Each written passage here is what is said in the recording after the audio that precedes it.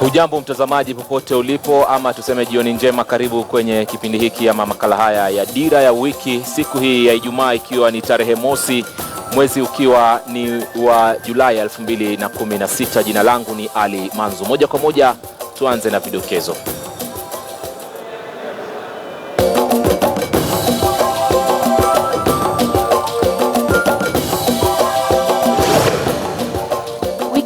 Baada ya kuuawa kwa polisi katika kaunti ya Mandera, magaidi watekeleza mauaji ya watu kadhaa kwenye basi la abiria.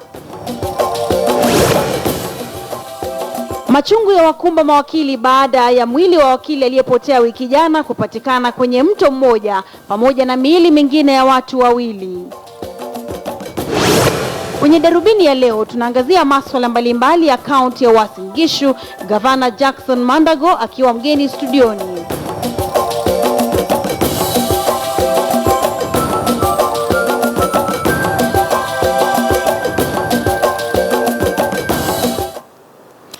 Na mtazamaji, baadaye kidogo tutakupeleka moja kwa moja katika kaunti ya Uasin Gishu ambako mwanahabari Zubeda Koumetari yuko katika eneo hilo mjini Eldoret pale kupa mahojiano ambapo atakuwa na gavana wa kaunti hiyo Jackson Mandago. Hata hivyo, tukianza na taarifa kutoka hapa jijini Nairobi ni kwamba takriban watu 6 wameuawa kwenye shambulizi linalokisiwa kuwa la kigaidi dhidi ya basi moja katika eneo la Elwak, kaunti ya Mandera. Kwa mujibu wa kamanda wa polisi katika eneo la kaskazini mashariki ya Kenya, Mohamed Saleh, 6 hao waliuawa huku wengine zaidi wakijeruhiwa wakati watu wanaoshukiwa kuwa watendi wa Al-Shabaab waliposhambulia basi lao. Kufuatia shambulizi hilo, kamati ya usalama ya kaunti ya Mandera imewaagiza wakazi wasio asili ya Kisomali kutosafiri kwa basi msimu huu hadi kukamilika kwa mfungo wa mwezi mtukufu wa Ramadhana. Siku chache zilizopita polisi 5 waliuawa katika eneo la Kotulo baada ya watendi wa Al-Shabaab kulipua gari lao kwa guruneti. Polisi hao walikuwa wakilishindikiza basi la abiria.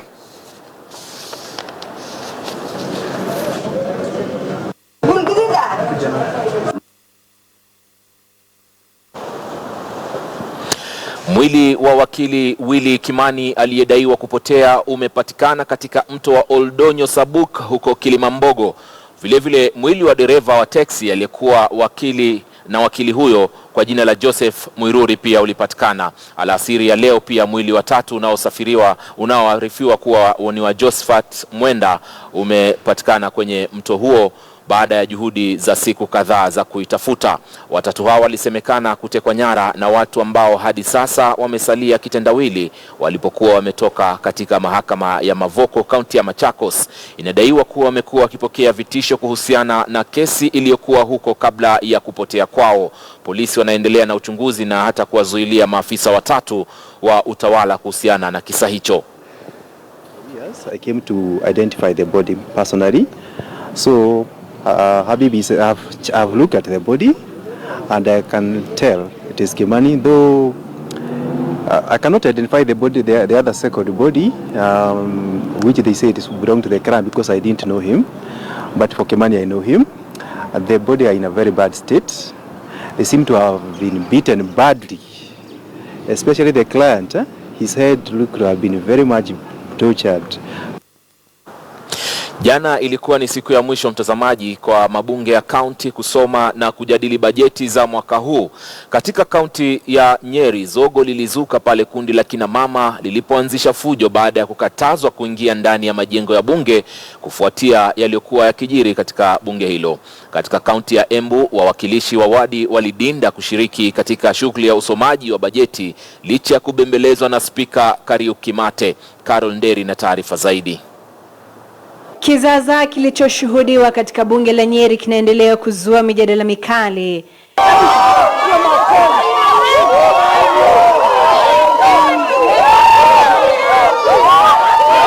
Tukio hilo la kina mama wasiopungua 100 kuzua rabsha nje ya lango la bunge la Nyeri limeibua maswali kuhusu utendakazi uliopo baina ya serikali ya kaunti na wawakilishi wa wadi.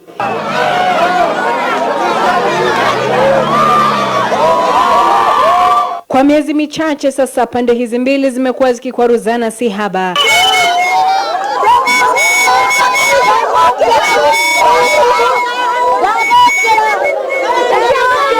kwa kina mama hao waliodai kutoka maeneo bunge ya Mathira na Mukurweini kumewafanya wengi kuuliza maswali kuhusu iwapo kuna wanaopepeta moto wa uchochezi. Alikula pesa ya Nyeri yote, makaongea ni gavana. Manasema ni gavana. Na gavana haina mateso, anatutesa yeye. Ni hawa tu ma-MCA ya Nyeri. Wote county, hakuna wa-MCA mzuri. Wote ni kabaya.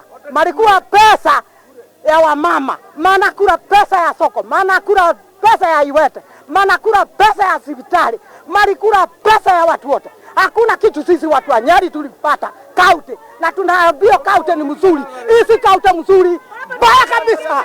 Kinatufanya tukadhirike sana ni yule MCA wetu Keshuru anatuita mikora. Sisi tunataka kumwambia tulimchagua tukiwa mikora sisi wa mama. Hatumtaki. Unaweza kuchagua ni mtu wako alafu muite mikorati, tulitumwa huko na gavana yetu. Hatumjui, na hiyo budget anataka alafu kupitisha si yetu ni yake.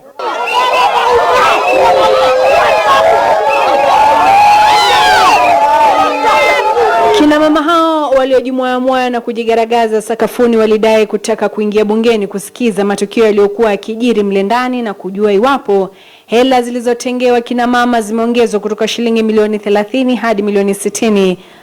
Mwenyekiti wa kamati ya bajeti Duncan Getwanja alitoa pendekezo hilo ndani ya bunge lililoendelea na majadiliano licha ya sakata iliyokuwa ikitokota nje ya bunge. Carol Derek, kaunti ya Nyeri.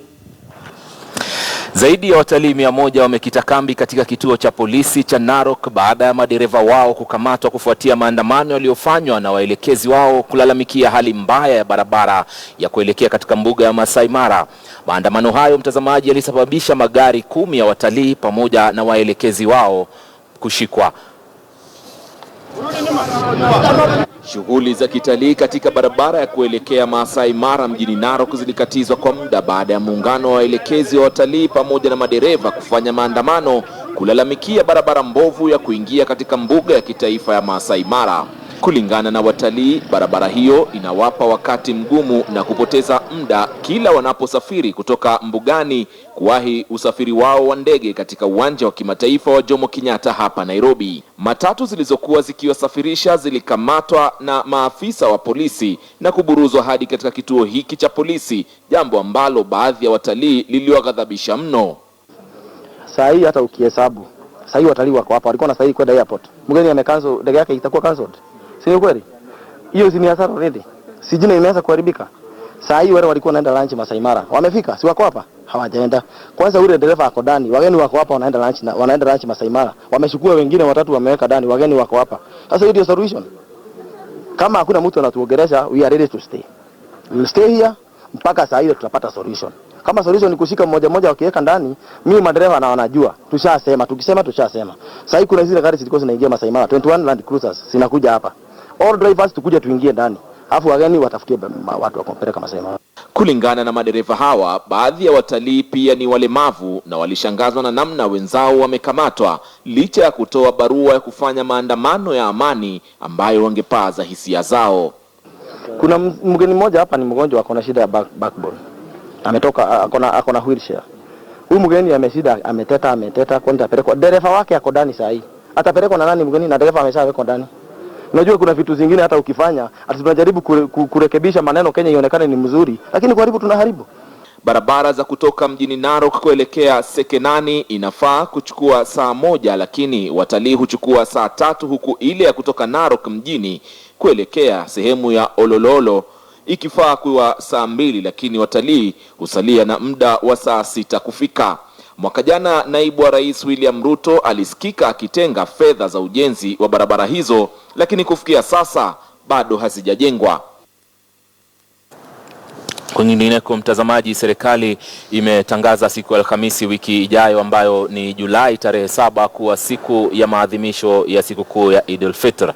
Kupitia tangazo kwenye gazeti rasmi la serikali, waziri wa masuala ya ndani Joseph Nkaiseri amesema tangazo hilo linawiana na kifungu cha 3 cha sheria za Kenya kuhusu maadhimisho ya siku ya Eid. Sikukuu ya Eid husherekewa na Waislamu kote ulimwenguni ili kuadhimisha mwisho wa mfungo wa mwezi mtukufu wa Ramadhan.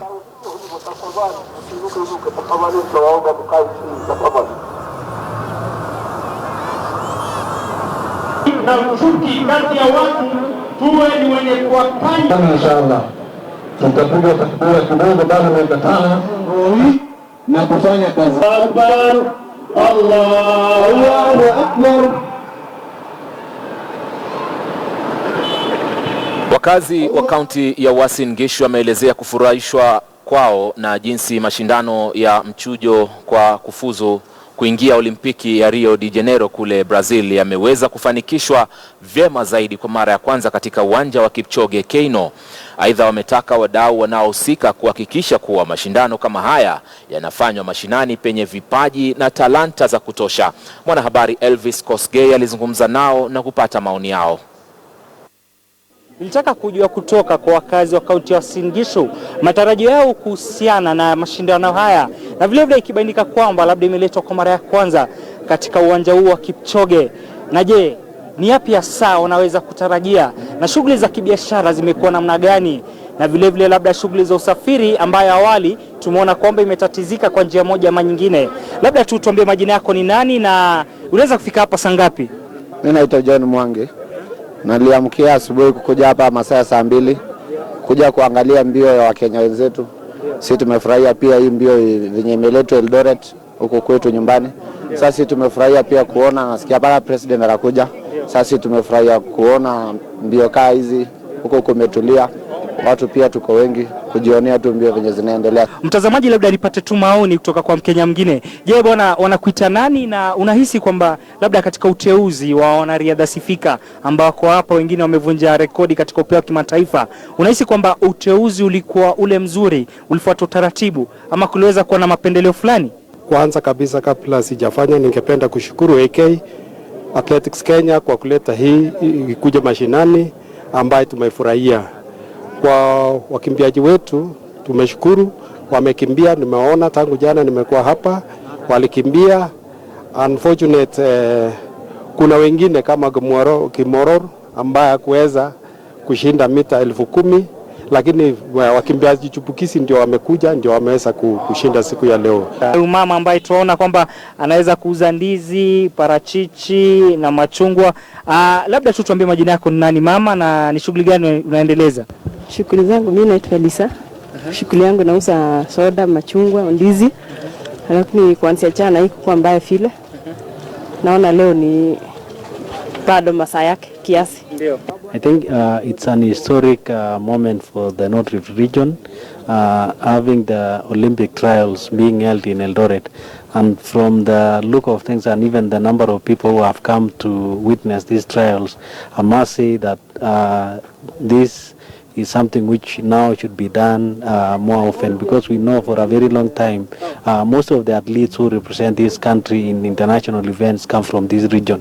Sisi wa Kenya nasema ya kwamba tusipoteze hata silver hata bronze, tulete nyumbani, kwa sababu tuchukue mpaka 10, tukichukua mpaka number 5 na mtu wako capable kushinda mzungu huko, what next? Siaende tu. Okay. Yeah.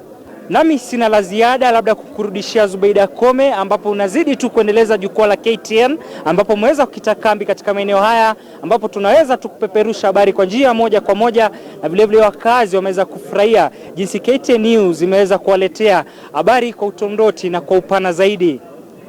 Elvis Kosgei, KTN News, katika uwanja wa Kipchoge Keino, kaunti ya Uasin Gishu.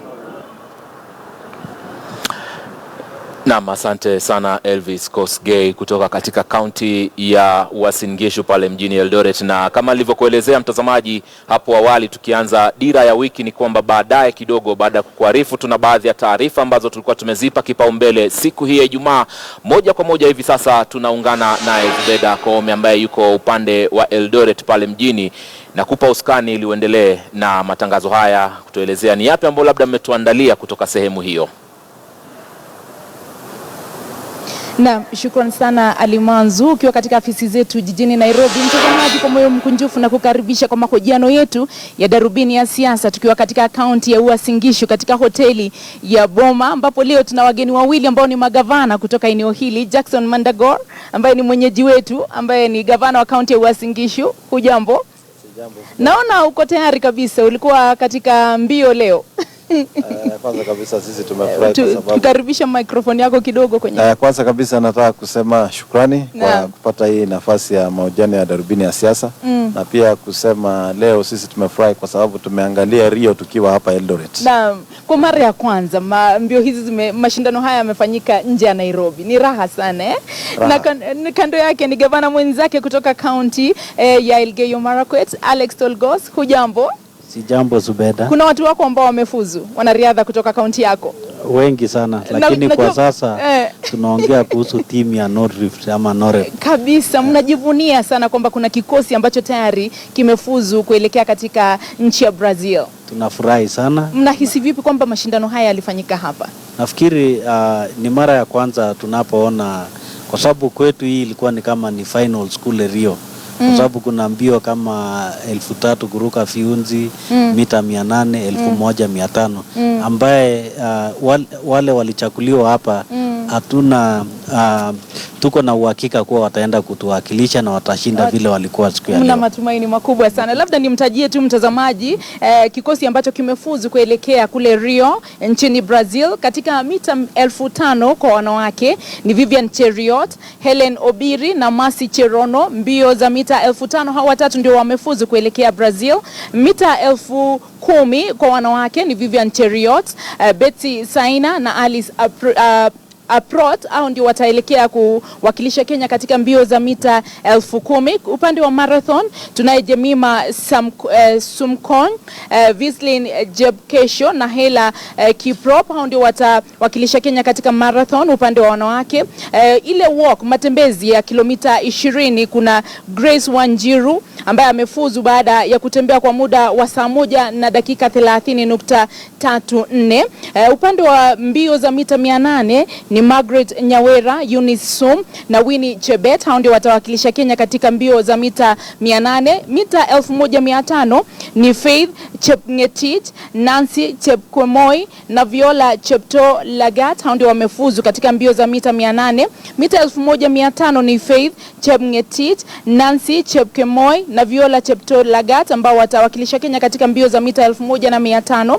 hao ndio wamefuzu. Mita 3000 kunazo kama hizo ni Haven Kieng, Beatrice Chepkoech na Lydia Rotich Chebet, hao ndio wamefuzu katika mbio za mita 3000. Na mita 400 ni Margaret Nyawera na Jelagat ambao watawakilisha Kenya katika mbio za mita 400. Upande wa wanaume mtazamaji, wale ambao wamefuzu mita 200 ni Kelvin Nkanata na Mike Mokamba. Mita 1500 ni Caleb Mwangangi na Isaiah Kiplagat Koech. Mita 10,000 ni Paul Tanui Kipngetich, Charles Yosei, Bedan Karoki na Geoffrey Kamworor, hao ndio wamefuzu katika mbio za mita 10,000. Upande wa marathon ni Elliot Kipchoge, Stanley Biwott na Wesley Korir, hao ndio watawakilisha Kenya katika marathon. Mita 400 Nicholas Bet, Boniface Mucheru, Aaron Koech. Mita 400 Alpha Kishoyan, Raymond Kibet, Alex Sampao, Boniface Mwiresa, hao ndio wamefuzu. Mita 800 Alfred Kipketer, Ferguson Cheriot na David Rudisha watawakilisha Kenya katika mbio za mita 800. 1500 ni Asbel Kiprop, Elijah Manangoe na Ronald Kemoy, hao ndio wamefuzu katika mbio za mita 1500. Na mita 3000 ni Briman Kipruto, Conseslus Kipruto na Ezekiel Kemboy. Upande wa high jump ni Matthew Sawe na matembezi ya kilomita 20 ni Samuel Kadhimba na Simon Washira. Hao ndio kikosi ambacho kitaelekea kule Rio kuwakilisha Kenya katika mashindano haya. Mtazamaji, sijui kufikia sasa iwapo umeridhika na maandalizi haya ya siku 2 ambayo yalikuwa ni mbio za mchujo. Tunajua Kenya pia itawakilisha katika michezo mingine kwa mara ya kwanza, kwa sababu tumekuwa tukijua kwamba katika Olimpiki ni mbio tu, ni riadha, lakini sasa kando na Yego ambaye anarusha mkuki ambaye pia hatujamtaja pia amefuzu, tunaona mashindano mengine, michezo mingine Kenya pia itashiriki. Hilo linawafanya mkisi vipi kama viongozi wa county? Kwanza kabisa kama mchezo wa rugby ambayo sasa timu ambayo imefuzu itafanya mazoezi kule Nandi County. Tayari kuna baadhi ya vijana katika kaunti hizi wamesema kama hii raga ndio hii yenye wanacheza wanaona hapa nyumbani sasa, pia hawa tayari wanaanza mazoezi. Na wameuliza gavana ya kaunti ya Nandi waruhusiwe kwenye klabu ya Nandi Bears ili washuhudie hawa wachezaji wakifanya mazoezi. Kwa hivyo kuna new kuna ile tamaa sasa ya michezo mpya ambazo zinakuja katika siku. Na Governor Tolgos, kwa sababu wengi wanauliza mbona imechukua muda huu kwa Kenya kushiriki michezo mingine ya katika Olimpiki? Tumekuwa tu tukifanya riadha. Ni kwamba hatufanyi vyema katika michezo hii ama mbona imechukua muda? Mbona sasa ndio tunaona michezo kama hii ikijitokeza pakubwa? Kwanza kabisa nafikiri kwa muda hakuna mtu ambaye alikuwa na saidia watu ama vijana wetu kuweza kushiriki hizi michezo zingine. Na mimi nafikiri vile ndugu yetu Yego alivyotupa hiyo javelin kule World Championship ndio imefanya hata vijana wengi wameanza kujitokeza. Na tunaona tunapoendelea tutakuwa na vijana wengi ambao watatuwakilisha kwa michezo kadha wa kadha. Na nafikiri pia vile umesikia leo Deputy President wetu ametaja kuhusu kuimarishwa kwa viwanja za michezo. Na sisi tunajua hiyo ndio itafanya hata vijana wengi, kwa sababu tunajua changamoto kubwa ni mambo ya facilities. Hatuna facilities za kutosha. Kwa mfano kuna kama swimming katika area hii hatuna viwanja ambaye itasaidia vijana wetu wa train. Lakini sisi kama counties tutajikakamua, na pia kwa ile support ambayo tunapata kutoka national government tutahakikisha kuwa vijana wetu wanashiriki michezo mingi zaidi ili tuweze kuimarisha ama hata kuweka nafasi yetu ya kupata medali mingi iwe juu zaidi. Na hapo ndio tatizo liko, na nafurahi sana umetaja hilo, kwa sababu wengi wanalaumu serikali za kaunti kwa kuchukua muda sana kutekeleza zile ahadi ambazo mliweka kwenye manifesto. Nianze nawe gavana, je, umefikia wapi katika kutimiza ile ahadi ambayo ulitoa kwamba kutakuwa na viwanja? Kwa sababu tunajua maeneo haya ndipo tunaona watu wengi kutoka hata mataifa ya nje wakija kufanya mazoezi. Mbona hatuna viwanja gavana? Asante sana Subeda, lakini kwanza niseme kwa manifesto yangu si kusema nitatengeneza. Serikali ya Jubilee iliahidi kwamba kutakuwa na viwanja vipya vya kisasa. Mbona hatuvioni? Kwanza kabisa unajua ratiba ya serikali pia inachukua muda kuweka mipango kamili ili kuwezesha hiyo miradi siweze kufaulu. Lakini kwa sasa mimi nataka kusema serikali ya Jubilee tayari kuna wale consultants wamekuja sehemu hii yetu, wametembea, tume-identify ardhi ambayo hiyo uwanja itajengwa. Lakini wakati hawa idara ya sports walikuja, sisi kama county na serikali kuu tuliketi tukasema haitakuwa vyema tu tujenge uwanja peke yake. Tukaona tuongeze value kwa hiyo kiwanja. Ndio tukasema wacha hiyo uwanja wenye uwango wa kimataifa ijengwe kwenye chuo kikuu cha Eldoret. Madhumuni yake ni kuhakikisha chuo kikuu, kwa sababu hawa wamepewa jukumu la kufunza na research, waweze pia sasa kutumia hiyo kama njia moja ya kufunza wale makocha, wale technical people ya sports, na pia kwenda mbele waweze kuanzisha idara ya mafunzo ya medicine inayohusika na sport. Kwa sababu katika taifa la Kenya sasa hatuna kitengo ama university ambayo imespecialize kudeal na hizo sports medicine. Kwa sababu unaona mara mingi unapata wachezaji wengi wanapata injuries ambazo zingetibiwa hapa Kenya, lakini inabidi wapelekwe labda India, wapelekwe nchi za ng'ambo. Na tukaona chuo kikuu cha University of Eldoret tukiweka hiyo uwanja huko, na hawa pia sasa watumie kufanya mafunzo ya makocha ya michezo mbalimbali. Kwenda mbele Kenya itaweza kushiriki kwa michezo mingi kando na riadha na labda raga na michezo mingine. Tatizo ni mbona imechukua muda hivi? Kwa sababu wengi wangetarajia kwamba serikali za kaunti hasa kutoka maeneo haya ambayo yana utajiri mkubwa wa wanariadha, mbona hamkuyapa kipaumbele masuala kama haya ya ujenzi wa viwanja na maeneo ya mazoezi ambako wanaweza kufanya shughuli kama hizo? Mbona imechukua muda mwingi katika serikali kwa miaka mitatu? Subeda, sisi kama serikali za kaunti mikakati zetu zinaendelea. Kama kaunti yangu kwa mfano, kaunti ya Uasin Gishu, tayari tumejenga mahali vijana watapata mafunzo kambi kule Timborwa, mahali inaitwa Chagaia, ambayo inaendelea. Katika ward zetu tume-identify primary school moja kwa kila ward. Tayari hizo viwanja tume-grade, tumeweza kusi-levelize. Sasa tuko ile sehemu tu za kujenga labda pavilions na kuleta watu wenye ujuzi kwa kupima ili hizo viwanja sikaribie zile standard ambazo zinahitajika. Kwa hivyo sisi tumefanya zile barabara ambazo hawa wanariadha wengi wanafanyia mazoezi kule mashinani. tayari tumeshakarabati hizo barabara, tumeweka maram ya kutosha, tumecompact, na hawa wanariadha sasa wanapata mahali mzuri ya kufanya mazoezi kulingana na hapo awali vile walikuwa wanahangaika sana hasa wakati wa mvua. Na umeridhika na juhudi ambazo mmeweka kufikia sasa?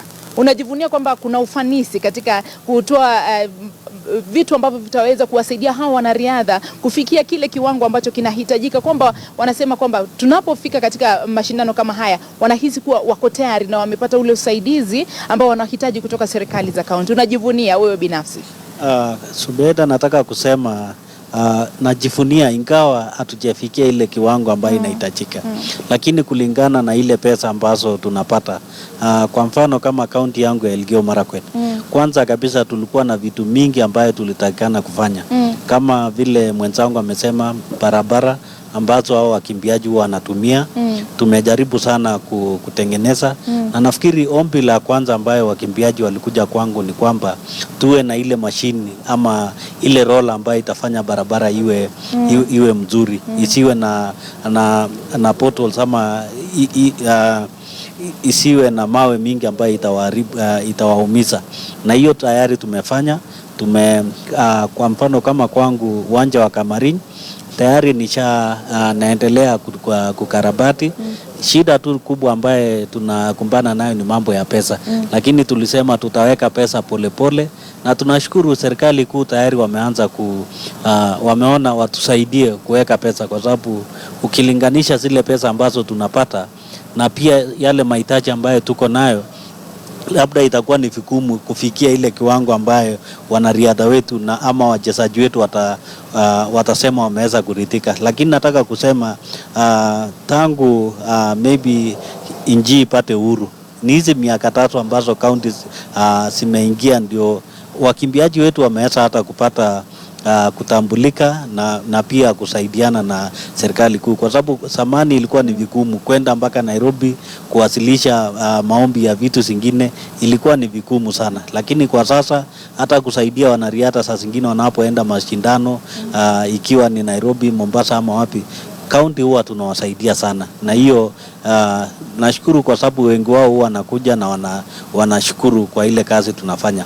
Pia kwa mambo ya uwanja tunajaribu pia kutengeneza viwanja katika mashule yetu, ingawa pia kiwango ambaye tumefikisha sasa bado haijafikia ile hali ambayo inahitajika, na hiyo yote ni kwa sababu ya ile pesa ambayo tunapata kama counties haiwezi toshelesha kufanya hizo vitu mara moja hivyo. Kwa zile pesa ambazo mmetengewa kama serikali ya Elgeyo Marakwet katika bajeti, kwa sababu tunajua sasa serikali za kaunti zimesoma bajeti, katika bajeti yako umetengea pesa ngapi sekta ya michezo?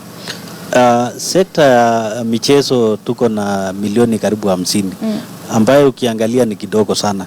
Na nataka kusema kaunti ya Elgeyo Marakwet bajeti yetu yote kwa jumla ya maendeleo ni bilioni 1, na tuko na sekta mingi kama ya afya, tuko na barabara na hizo zingine zote. Kwa hivyo kwa sasa ukilinganisha na ile mahitaji, hiyo pesa ni kidogo sana, na hiyo yote iliafikiwa wakati wananchi walikaa chini na kulinganisha pia yale mahitaji ambayo walikuwa wanahitaji. Lakini kwa hizo milioni 50 zinakwenda wapi? Zinatumiwa vipi? Umezigawa vipi? Kwamba ni ngapi zitaenda katika viwanja, ni ngapi zitaenda kuwasaidia wanariadha, ama zimegawa vipi? Kwanza nataka kusema hiyo ni ile pesa ya maendeleo, kwa sababu ile ya kusaidia hiyo iko katika recurrent expenditure, na mara mingi huwa hata pesa kutoka departments zingine, kwa sababu mara mingi Elgeyo Marakwet utapata kama wizara ya kilimo saa zingine tunaomba wasaidie wachezaji wetu, kuwasaidia hata kuwalipia transport wakati wanaenda kuparticipate. Kwa hivyo nataka kusema tunajaribu sana wanapokuwa na mahitaji, tunajaribu kutafuta pesa katika kila sekta ili tuweze kuwasaidia. Na gavana, nao umetenga pesa ngapi ambazo zinakwenda katika michezo, na unapokea usaidizi wa pesa ngapi labda kutoka serikali ya taifa, na unawasaidia vipi wale wanariadha kutoka kaunti yako? Asante sana Zubeda. Sisi kama serikali ya kaunti sisi tunataka kusema tumebarikiwa. Hatuwezi lalamika sana kama kaunti ya Elgeyo Marakwet kwa sababu ile fedha ambazo tunapata kutoka kwa serikali kuu na pia ile pesa ambao tunasanya ushuru kupitia serikali ya kaunti. Sisi tuko afadhali kidogo kuliko Elgeyo Marakwet. Katika pesa ya matumizi ya maendeleo hasa kwa viwanja, kwenye bajeti ya 2016-17 tumetenga shilingi 1,200. 1,200 ama milioni? 200 milioni 200. 200 million. Hiyo tu ni kwenda kwa kukarabati viwanja. Leo umeona vile kiwanja yetu ya Kipchoge Keino ilikuwa ndogo, wananchi walifungiwa nje wengine. Na pia tuko na uwanja wa 64 ambao hapo awali ilikuwa uwanja wetu mzuri sana ya mpira, mchezo wa mpira, na tumepangia ukarabati hizo viwanja viwili. Kwa upande sasa ya michezo yenyewe, kukuza michezo yenyewe, tumetenga shilingi milioni 30 kwa bajeti ya sports. Lakini pia tuko na bodi yetu ambayo inahusika na kuhamasisha wananchi, vijana, wamama, wazee kwa maneno ya pombe haramu na pia madawa ya kulevya. Kwenye hiyo bodi pia tumetenga shilingi milioni 30 pia kutumia michezo kama njia moja ya kuhamasisha vijana waje kuhusika kwa maneno ya madawa ya kulevya na pombe haramu.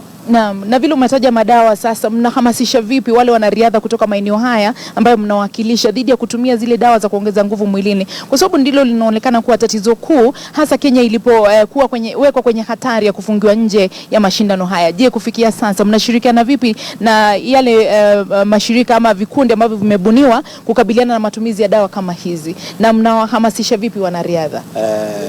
Kama serikali ya kaunti ya Uasin Gishu tumefanya mkutano na watu ya Athletics Kenya, maafisa wa Athletics Kenya katika kaunti. Pia tumekuwa na mkutano na wanariadha. Changamoto kubwa ambayo tuko nayo ni wale wanatumia madawa na wale wanahusika. Imekuwa vigumu wanariadha kujitokeza, ama wale wenye information kutujulisha ya kuwa ni fulani ama ni duka fulani ama ni hospitali fulani ambayo hiyo madawa inapeana. Na changamoto yenye tuko nayo kama serikali ya kaunti ya Uasin Gishu, hatuna vifaa. Kwa mfano, tungekuwa tunatumia labda mara kwa mara na watu ya Athletics Kenya kusema wanariadha wale wote wako kwa kaunti hii, labda baada ya kila mwezi mbili wakuwa wanapimwa, tuone kama labda kuna dawa wanatumia, ili tuweze kukabiliana nayo. Lakini sisi kama serikali ya kaunti tumekuwa na msimamo na tumesema yeyote yule sasa atapatikana akipatia wanariadha wetu madawa ama wale wanariadha watatumia dawa, sisi tutawachukulia hatua, kwa sababu kwa sasa tuko na bahati kwa sababu bunge imepitisha ile sheria. Hapo awali kulikuwa na changamoto mingi, hata mtu angeshikwa kwa labda kushukiwa kuhusika, inakuwa vigumu kupelekwa kotini kwa sababu hakukuwa na sheria maalum ambayo inakabiliana na hiyo. Lakini ile jambo tunataka kuomba wanariadha wetu ni kuwa hakuna haja ya kutumia madawa, ili hali unaweza fanya mazoezi na ufaulu, kama wale wanariadha wa hapo awali ambao hawakutumia madawa ya kulevya, hizo madawa na waliweza kufaulu, na mpaka sasa wako na rekodi ambazo wanajifunia. Leo katika ule uwanja wa Kipchoge Keino tulikuwa na wale wanariadha ambao wamewashinda medali nyingi, karibu zaidi ya wanariadha 100. Kama wangetumia hizo madawa, labda leo wangekuwa naishi. Na tumearifiwa na wale madaktari ama wale wataalamu wenye ujuzi ya kuwa wale wanariadha wanatumia hiyo madawa, labda kwa maisha yao hawezi zidisha miaka 45, na kwa sehemu zingine labda pia nasikia inaweza funga uzazi. Sasa tunauliza wanariadha, unakimbia ufaulu, kuwe na rekodi na upate pesa, lakini sasa hii pesa utatumia kufanya nini kama maisha yako inaishia mwaka 40, mwaka 40? Kwa hivyo tunataka kuhamasisha wawaje kutumia madawa. Unaweza kufanya mazoezi bila kutumia madawa na kufaulu. Naam, Gavana Mandago ametaja kitu muhimu sana, lakini anasema kwamba hamna vifaa. Huoni kama serikali za kaunti hilo ndilo jukumu ambalo mnapaswa kujitwika kwanza, hata kabla ya kujenga viwanja? Kwa sababu iwapo mtawekeza katika viwanja lakini wale wanariadha wetu wafungiwe nje ya mashindano hayo, haitakuwa imeleta faida zozote. Je, mmeweka mikakati labda ya kuwekeza katika kununua vifaa kama hivi ili kuwachunguza wale wanariadha hasa katika mashindano kama haya ambayo yalikuwa yamefanyika? Mnahakikisha kwamba wanapimwa hata kabla ya kushiriki mashindano kama hayo, badala ya wao kwenda kule alafu tunapokea ripoti kwamba Wakenya fulani wametengwa na wamewekwa nje ya mashindano kama haya? Je, kuna harakati za kuwekeza katika kununua mashine kama hizi? Kwa sasa nataka kusema labda hatujaweka katika bajeti yetu, lakini kwangu mimi nafikiri ukiangalia mambo ya mashine ya kupima haitakuwa ni shida kubwa, kwa sababu unaona pia kama Athletics Kenya, na pia kuna hiyo sheria ambayo ilipitishwa katika bunge yetu. Hiyo ni kitu ambayo ni jukumu yetu kama counties na pia serikali kuu. Kwa hivyo tukiweza kushirikiana pamoja, najua pia kuna wahisani wengi ambao wanaweza kutusaidia.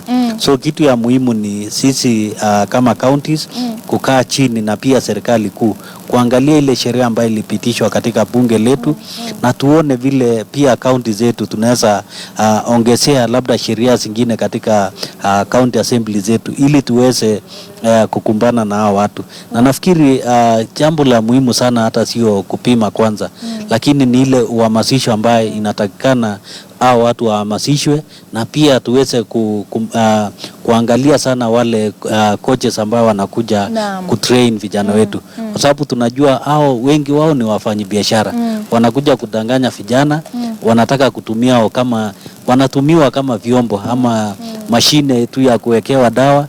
Kocha anapata pesa yake alafu anaenda zake. Kwa hivyo na nafikiri hiyo ni kitu ambayo tukikaa chini uhamasisho kwanza itakuwa ni muhimu sana. Na najua kama mambo ya kupima sana sana huwa inafanyika labda kama siku ya leo ambao tumekuwa na mashindano. Lakini kwa kawaida nafikiri sisi kama county hata tukipima labda ama hatutakuwa na hiyo hatutaweza kupima hao, kwa sababu labda tu tuseme kama county, na hiyo ni jambo ambalo leo tumekuwa tukiongelea kuwa labda tuweke pesa kiasi fulani ili tuweze kuandaa mashindano yetu. Na hapo sasa ndio tutaweza kuwapima hao wakimbiaji wetu kabla hawajashiriki mashindano ya dunia ama ya kitaifa. Ni muhimu sana kutoa hamasisho kwao dhidi ya kutumia dawa hizi, na pia kuweka mikakati ya kukabiliana na wale makocha ambao wanakuja nchini na kuwaingiza katika mambo kama haya. Lakini pia serikali za kaunti zinatizamwa kuona iwapo mtawekeza katika asasi za kuwafunza hao wanariadha kuhusu jinsi ya kuwekeza na kuhusu jinsi ya kutumia pesa zao. Je, mmefikia wapi kuhusiana na swala hili? Kwa sababu wengi wanapoangalia nyuma wanaona baadhi ya wanariadha wengi tajika, baadhi yao wamejitumbukiza katika mambo ya kidunia, pesa zao hawajawekeza vyema. Je, kuna nia ama kuna harakati ambazo zinaweka labda za kufungua asasi za kuwafunza jinsi ya kuwekeza, jinsi ya kuwapa elimu pia, kwa sababu baadhi yao inatajwa kwamba hawajasoma ndiposa wanatumiwa vibaya na kuingizwa hata katika mambo ya kutumia dawa. Je, kuna mikakati ambayo inawekwa labda kufungua asasi kama hizi za kutoa mafunzo kwao? Asante sana Subeda. Kwa kusema kweli sisi hatujaweka mpango kama hiyo. Lakini tumewahi panga mikutano ambayo tunawaalika wale washikadau katika idara za matumizi ya fedha, wale wanaelewa maneno ya investments na changamoto ambayo tuko nayo kubwa ni ya kuwa wakati tunaitisha mikutano kama hiyo unapata ni wanariadha wachache sana ambao wanakuja. Kwa sababu tatizo ambalo nafikiri bado tuko nayo ni ile kutokuwa na imani ama labda baadhi ya wanariadha kufikiria labda hii watu watataka kuchukua pesa yetu na mambo kama hiyo. Na hiyo ndio imekuwa tatizo kubwa sana. Lakini kwa wale wanariadha ambao wamehudhuria hizo vikao, sisi tunaona hawa wanaendelea vizuri. Ile kitu tunataka kuhimiza sasa na tumekundua pia ndio ilikuwa inachangia kwa hiyo kutokuwa na labda mpango kamili ya kuwekeza hiyo pesa, jinsi ya kuweka maisha ikuwe sawa, ni kuwa baadhi ya wanariadha wengi walikuwa wakishakimbia junior na kwa qualify labda waende kwa sasa senior, wanawacha maneno ya shule.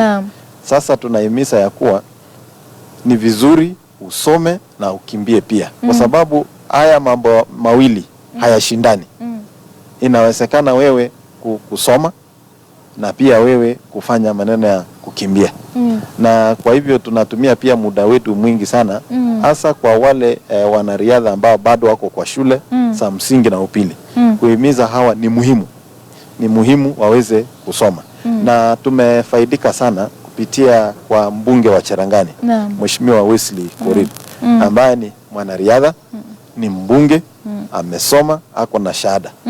Na sasa tukitumia mfano kama hiyo, tunaona wanariadha sasa wanaanza kuiga hiyo mfano. Kwa hivyo tukipata wanariadha wengi ambao wanasoma, wanakamilisha masomo yao na pia wanaendelesha maneno ya mbio, watakuwa wanatusaidia. Na hiyo ndio jambo ambalo sasa sisi tunataka kutumia kuhakikisha kwenda mbele, tusipate wale wanariadha wanawacha shule ili waweze. Na ni kweli kwamba wengi wao wanaona wakionja pesa kwanza hivi hawataki tena kurudi shuleni. Je, katika kaunti ya Elgeyo Marakwet na labda zile kaunti nyingine ambazo ziko katika ukanda huu, je, mnawahamasisha vipi wale wanariadha? Mnataka kutumia mbinu gani kuhakikisha kwamba wanasoma? Kwa sababu huwezi kwenda pale ukamshurutisha enda usome. Je, mnatumia mikakati gani ambayo inaweza kuwavutia watake sana kuendelea na masomo wakati wanaposhiriki katika riadha? Nataka kusema tuko na wanariadha wengi ambao wameweza kumaliza shule na wakapata scholarship kwenda nchi za nje. Na nafikiri hiyo imekuwa ni kivutio sana kwa wale upcoming athletes. Na nafikiri wengi wao ambao wametoka kule nje wameweza kurudi na shahada, na wengine pia bado wanaendelea kusoma, na pia wengine wanafanya kazi nchi za nje.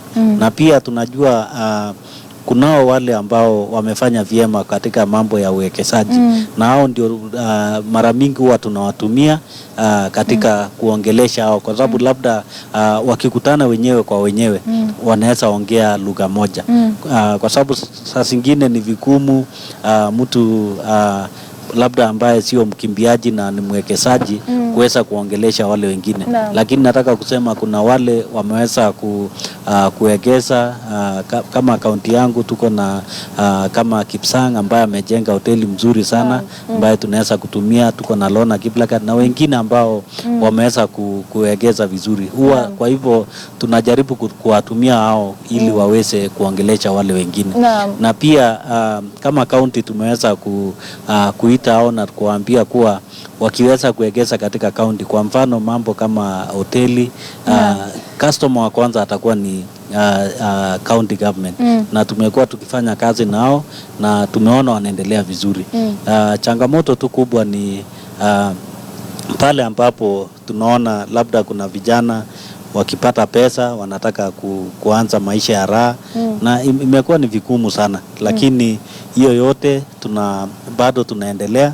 Na hata katika ile group yetu ya NOREP ambayo tulijileta kama kaunti 8, pia tumeweka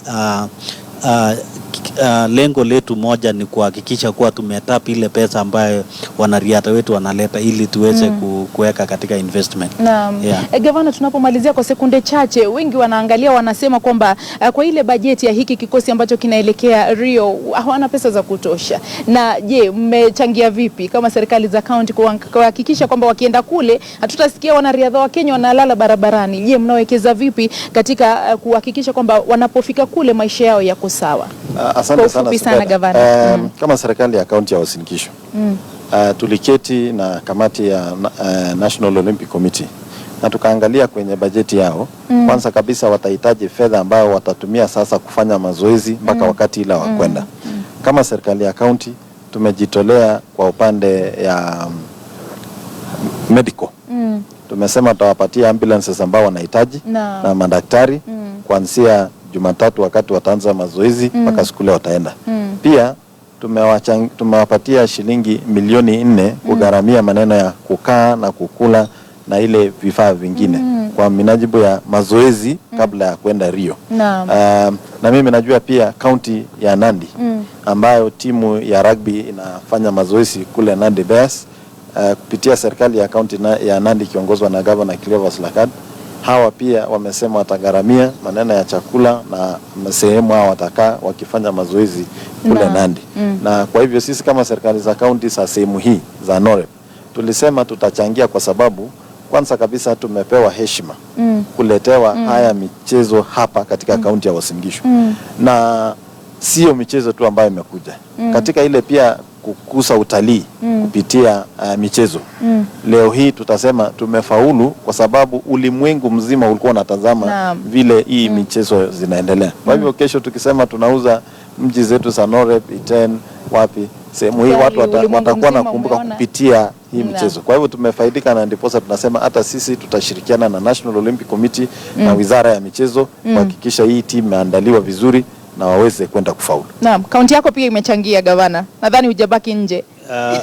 ingawa kwa sasa naweza sema bado hatujatoa kitu, lakini kwa ile bajeti yetu tutaona vile tutaweza kusaidia wale ambao watakuja kutrain katika. Lakini biashara pia zimepanuka sana katika maeneo haya, mmefurahi, uchumi utainuka. Jumatatu sasa nikitosha watu ushuru, watu wa hoteli walipe leseni, hawana story. Hawana story, watakupatia. Wamekuwa na biashara juku mzima.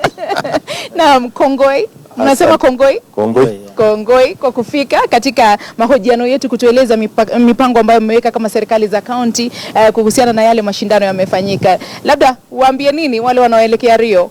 Kila laheri. Tunawatakia kila laheri na sisi tunatarajia medali nyingi sana. Naam, nawe gavana? Mimi yangu ni kuwatakia kila laheri na kuambia ile standard ambayo waliset kule China tunatarajia atasaidia hiyo. Naam, shukrani sana. Tunawaombea na tunawatakia kila laheri wanapoanza mazoezi, kwa sababu sasa wanaingia katika kambi za mazoezi. Mtazamaji, tumekuwa naye gavana wa kaunti ya Uasin Gishu ambaye amekuwa mwenyeji wa mashindano haya, Jackson Mandago. Ni Mandago ama ni Mandagor?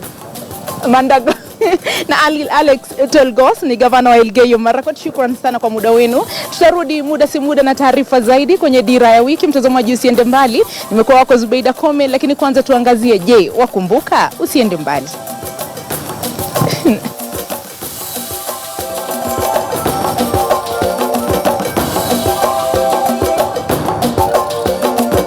Throw here.